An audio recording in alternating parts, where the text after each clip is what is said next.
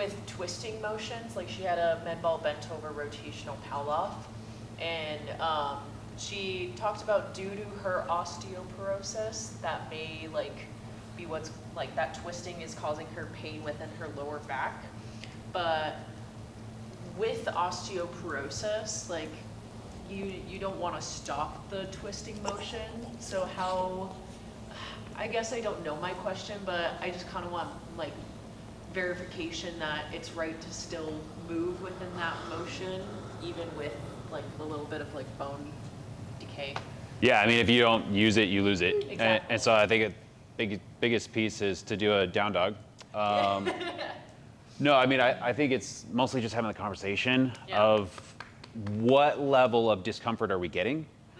Because at a certain point, then yes, they're gonna wanna stop that no matter what. And if they're gonna stop that, then they're gonna stop other things, and then we lose the ability to help them at all. So it may need to be a little bit of a balance of what we are willing to stop and how they're coming across with that 1 to 10 and what it's after. With anything rotational, the way that I look at it is especially with the med ball stuff, you're targeting mostly thoracic spine rotation, right? Because the more we can get the thoracic spine to rotate and the ribs and the scapulas on the rib cage, the better off they're going to be. Because then the less likely they're rotating from their lumbar spine.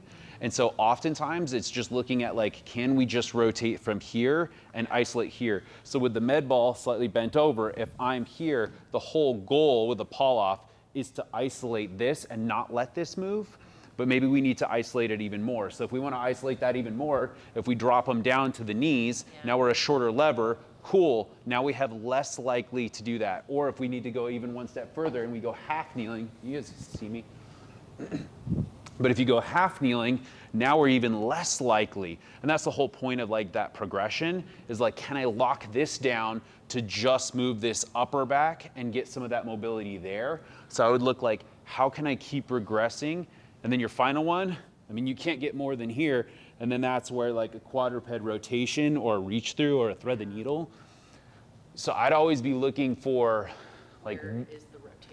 where is the rotation happening that it may be causing some discomfort either in the moment or that 24 hours afterwards. So where can I put them to still get what I need without them getting it? And then if it's the opposite, cool, well, can I lock in their upper body, right? With a dowel overhead, and can I have them doing some marches, but instead of that straight on, can I have them bringing it across? Because then I'm locking in this upper to not let that move. You can even wedge them against the rig, and can I get lower hip to move? And so that's where we kind of look at the two, both your rib cage and your pelvis, they oscillate and undulate, right? So they do both aspects. How can I lock one to get the other? The number one ruptured disc, right, is L5S1, right? So, or L4, L5. One of those two is always the case. And that's usually because there's not enough hip mobility, so the body will go to the next joint. So it'll always go find mobility out of the next place.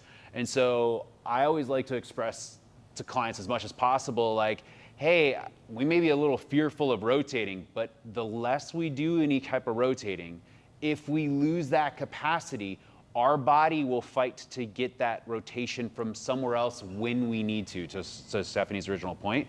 So that means we're gonna rotate through the neck in a way that's not needed. We're gonna rotate through the lower back or the hips it's not in a way that's advantageous for the body.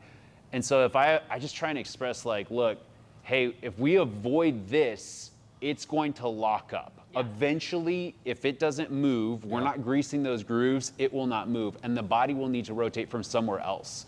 If it rotates from somewhere else, then we're gonna just end up with some other physical issue that is going to happen. If you have control over the person's plan, that's where I'm always thinking, where can I get this adaptation somewhere else? Yeah.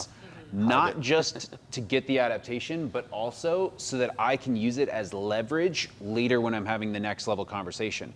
So say that client is I will not rotate, 100%, not rotate.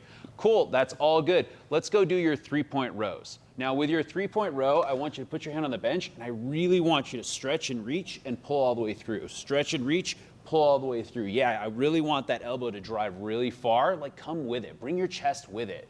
So what am I doing? The hips are isolated, they're not moving, I'm rotating from here. Then I'm probably also gonna program in something like a curtsy lunge. So I'm like, cool, I want us to just be here, and I want us to bring that leg across and then come back over. I want to bring that leg across, keep your shoulders square. I don't want us to rotate. Well, what did we just do with both moves? Yeah. We achieved our goal. She didn't like the curtsy line. She didn't like the curtsy line, probably because she felt that. But you can Yeah. look for ways to like come up with these things. And that makes sense maybe because her knees with the other one. She's got a lot of It's her challenges. hips.